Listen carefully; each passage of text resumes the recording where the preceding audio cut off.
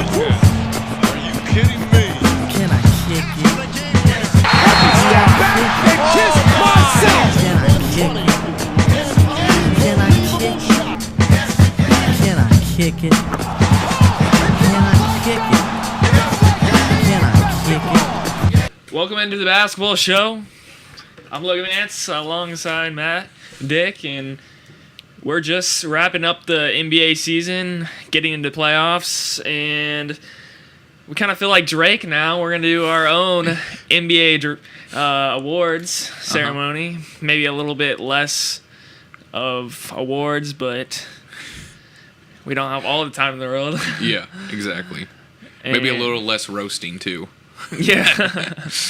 So we got some few categories. We'll pick our best dunk of the year, our best clutch game winner of the year.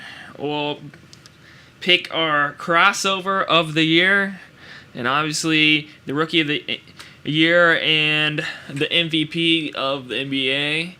And we'll get right into it. Matt, what is your we'll start out with the game winner of the year. Who did you pick for the game winner of the year? I got Eric Gordon from the Houston Rockets versus the 76ers when he hit that clutch three to give him the win, 104-103 on October 25th, 2017. It was a nice shot, and it was just big all around. Yeah, it was kind of a light last-second shot and got it up. And I love how he fell to the floor. James Harden in disbelief. It was a very good shot, and at that time, you know, the Rockets were on a winning streak, and they were hot at that time, and they were about to break it, and Eric Gordon said, "Let me take care of this and shoot it." But speaking of the Houston Rockets, number 1 seed, doing a great job. Took care of business in the first game of the playoffs. Yeah, I think James Harden, I don't think he believed that the shot went in. But nevertheless, a great shot. And we'll move right along. For my game winner of the year, Damian Lillard. I think a guy that really gets underlooked and a player I really like because he's kind of undersized a little bit. But he had a 40-point, 10-rebound, 5-assist night. And then to hit the game winner. Lillard across midcourt, pressured by Payton. Lillard handle, looking over the shoulder, drawing CJ out. And that's against they do not switch. a poor Suns team this year, but team you shouldn't lose to. But Damian Lillard scored over 2 players, Devin Booker and I don't know who the other one was, but Damian Lillard with a really clutch shot. Yeah, and, you know, they always say Dame time. This has been his year. He finally got in the All-Star appearance that he's been needing. He's in the MVP discussion, and he led his team to the 3rd overall in the West. Even though they lost, they're down 2 to the Pelicans right now. They can still come back. And, you know, especially with the complement of CJ McCollum, that's going to be a team to be concerned with in these playoffs. Yeah, I love the hook shot. And then the Dame time, point to the watch. I love that about Damian Lillard. And then we'll move right along to our second category of this awards ceremony, the dunk of the year, the dunks that everyone likes. And we'll start with you, Matt. What was your dunk of the year? I have Larry Nance Jr., when he was on the Lakers. Sad to say that he's not there anymore. I loved his intensity. Big Lakers fan, but you know every good thing has to come to an end. But on December 18, 2017, he put Kevin Durant on a poster and showed everyone why he needed to go to the dunk contest that year. I mean, that was incredible. I didn't know Mantz could get up that far in the air and throw down on arguably a 7-footer of Kevin Durant's nature. I can get to that, can I? Larry Nance said, "Yeah, you can get to it, all right." What a great dunk. Still with the Lakers, but you talk about being still can do the same thing with the Cavs, I believe. Yeah, and who do you have for dunk of the year? Dunk of the year, the LeBron dunk over Nurkic. Oh yes, I'm pretty sure his torso was at the rim, and Nurkic isn't a small guy either. I think he's around 7'2", and just a humongous dunk. And of course, LeBron James and the new look Cavs dropped the first game to the Pacers, but looking to come back. And LeBron James averaged a triple-double in the month of March, so a great feat for him. Yeah, I love how the bench was hyped on that play, and LeBron got that tomahawk dunk. Kind of similar dunks we had. Nance with the big high tomahawk dunk, and LeBron did the same thing. But nevertheless, really good dunks. And yeah.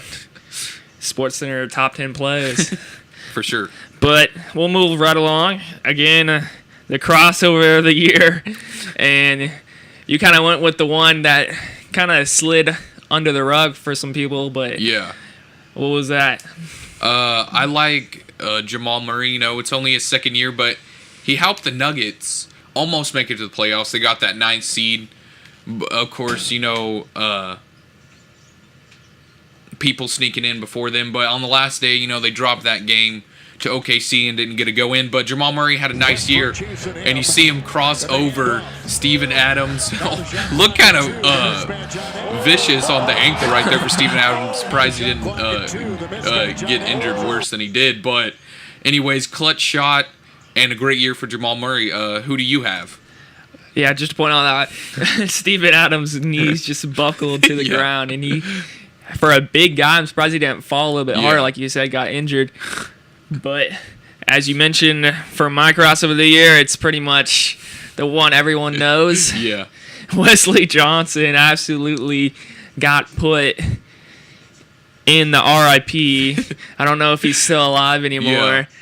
Haven't heard much of him since. I think his Wikipedia page kind of blew up. Yeah. And they considered him not available anymore as Wesley Johnson. James Harden crossing him up, swooshed the shot. Crazy to think about. And, of course, James Harden, MVP leader of this year, had a great year for the Rockets. And you see right there, Johnson just lays there and he's like, you know what? I'll just take this feat and realize that I'm going to be on Shaq and a fool today. And I love how James Harden just sits there and waits. And he's like, are you going to come guard me? And he's just going to let me shoot this three. And you see the bench get super hype. And just a great all-around year for the Rockets. Chris Paul played his butt off. Did a great job for him. And Clint Capella. Those three had great years for them. So the Houston Rockets definitely someone to reckon with in these playoffs. Yeah, and to move along for the Rookie of the Year, huge debate this year, just kind of like the MVP race. But I say the Rookie of the Year is really heating up, and it's between two guys, Donovan Mitchell, which no one really saw coming. Yeah. And Ben Simmons kind of took a redshirt year, but I guess he's still considered for the Rookie of the Year. Yeah. Just kind of like, it's weird to say 76ers have a lot of injuries. You had Embiid had to set out 2 full years, only plays about 50 games, so they don't really consider him playing a lot. So he was considered a rookie, but he didn't get to win it. And then Simmons comes back, dominates. People are considering him a rookie. And we thought maybe Markelle Fultz was going to rest a full year, but no. He decides to come in, be the youngest person to record a triple-double. So great job of him coming finally back. But who's your my pick? Yeah, your pick is, of course, I'm going to go with the person that people say is going to be a cornerstone in this league and probably is still underrated after dragging a horrible Jazz team to a 5th seed in the playoffs, Donovan Mitchell. When you average 20 points, 4 rebounds, and almost 4 assists in a game as a rookie, there's only been a few other people that's done that. MJ, Tyreek Evans, just to throw that out there, even though he's not having a good career. LeBron James did that. There's not a lot of people that's done that. So for him to do that in his first year and get a 5th seed in the West, how close it was, I'm going to go with Donovan Mitchell.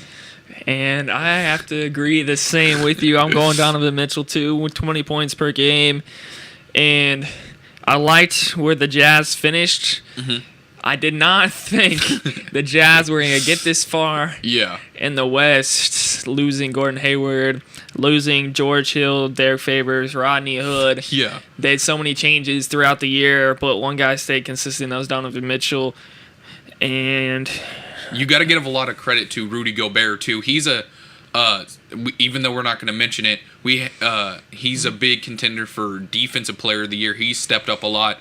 And then also, if you think about it, they went on an 11-game winning streak with a rookie and a 3-year player. Both of them ran the pick and roll great. Also, another feat for Mitchell, most threes in a year by a rookie, passing Stephen Curry and Damian Lillard. So that's a great feat for him too. And one thing I really don't buy is that Ben Simmons is actually a rookie. Yeah. I know he first time touching the floor, Mm-hmm. but you had to sit behind and you got mentored by all the Exactly. coaches on the Yeah. team.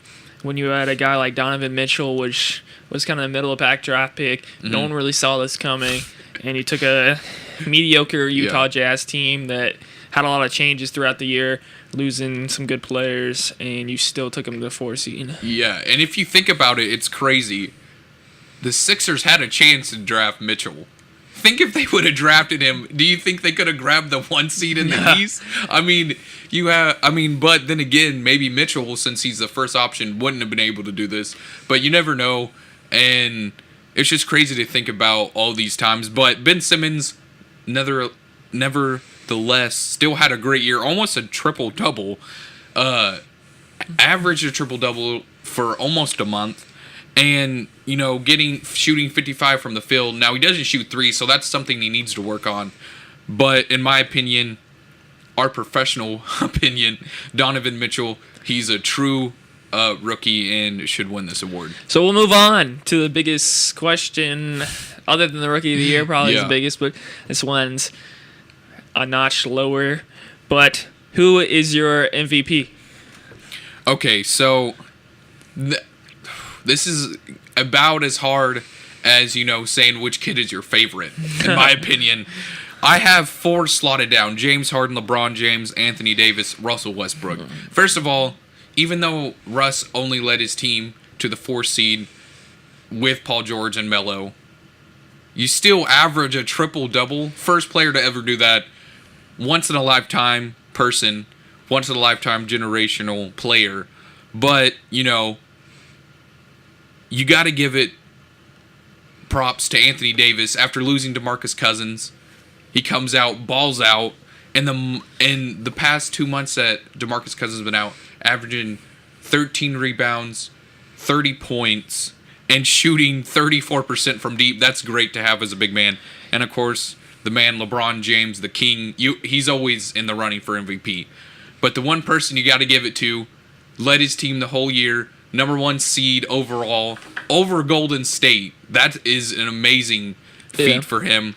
James Harden, 30 points a game, 5 rebounds, 8 assists, but had a falling off a little bit of shooting, but still, just a great player, and you got to give it to the beard. So I have a little bit different take on this.